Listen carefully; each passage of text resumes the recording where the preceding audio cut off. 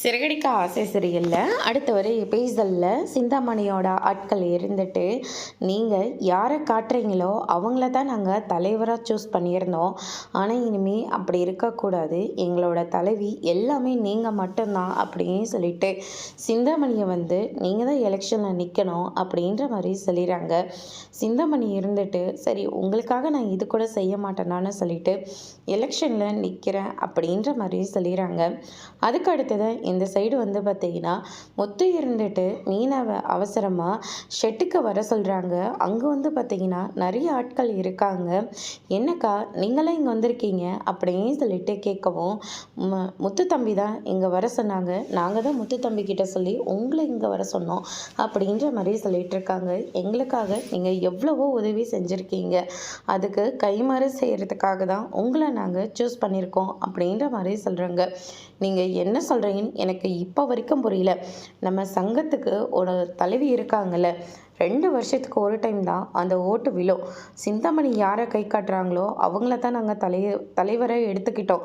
ஆனால் எப்போ எலெக்ஷன் வருதோ அப்போ தான் எங்களை தேடி அவங்க எல்லாருமே வராங்க. மற்றபடி எங்களுக்காக உதவ யாருமே இல்லை. அவ்வளோ அராஜகம் பண்ணிக்கிட்டு இருக்காங்க. இனிமே அப்படி இருக்கக்கூடாது. அந்த சிந்தாமணியை எதிர்த்து நீ தான் மீனா நிற்கணும் அப்படின்ற மாதிரி சொல்கிறாங்க. என்ன நானாக மாட்டேன். ஏற்கனவே குடும்பத்தை பார்க்கணும், பூ வியாபாரத்தை பார்க்கணும், இப்படி நிறைய வேலை இருக்குது. இதுக்கு நடுவில் நான் எப்படி சங்கத்தை பார்க்கறது அப்படின்ற மாதிரி சொல்லிக்கிட்டு இருக்காங்க. ஒரு வழியாக எல்லாருமே கன்வின்ஸ் பண்ணி மீனவை தலைவியாக நிற்க சொல்கிறாங்க. இந்த விஷயத்த நம்ம ரேகா, நம்ம சத்யா, சந்திரா, சீதான்னு சொல்லிட்டு எல்லாருக்கிட்டேயும் மீனாவும் முத்தும் சொல்லிடுறாங்க. ரேகா இதை கேட்டோன்னு பயங்கரமாக ஷாக் ஆகுறாங்க. அம்மா வேற நிற்க போகிறாங்க, என்ன பண்ணுறதுன்னு தெரியலையே அப்படின்ற மாதிரி அதிர்ச்சி ஆகுறாங்க. அதுக்கு அடுத்து தான் பார்த்தீங்கன்னா சிந்தாமணி இருந்துட்டு விஜயை கூப்பிட்டு, நீங்கள் தான் உங்கள் வீட்டில் ஹெட்டு, உங்களை மீறி வீட்டில் யாரும் எதுவும் செய்ய மாட்டாங்க. ஆனால் இப்போ உங்கள் வீட்லேயும் ஒரு தலைவி வரப்போகிறா.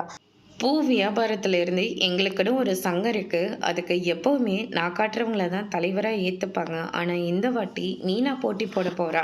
அவள் மட்டும் ஆயிட்டானா உங்களை யாருமே மதிக்க மாட்டாங்க அப்படின்ற மாதிரி சொல்லிடுறாங்க.